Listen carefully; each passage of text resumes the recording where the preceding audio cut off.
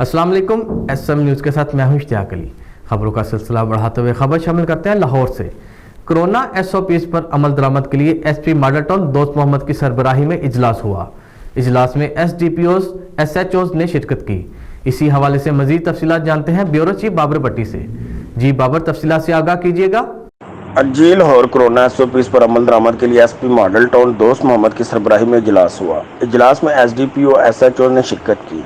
SP model town ने हुकूमती हदायत की पासदारी न करने वालों के खिलाफ सख्त कार्रवाई का हुक्म दे दिया। दोस्त मोहम्मद ने कहा कि हुकूमती गाइडलाइन पर अमन व अमल दरामद को यकीनी बनाया जाए और समाजी फासले समेत मास्क की खिलाफ वर्जी करने वालों के खिलाफ सख्त कार्रवाई करे।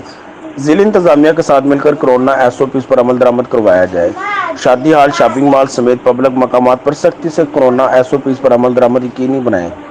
थाना में आने वाले साइलिन को कोरोना एसओपीज बारे गाइड करें। दोस्त मोहम्मद का मजीद कहना था कि पब्लिक ट्रांसपोर्ट पर 50% सवारियां बैठाने की पाबंद हैं।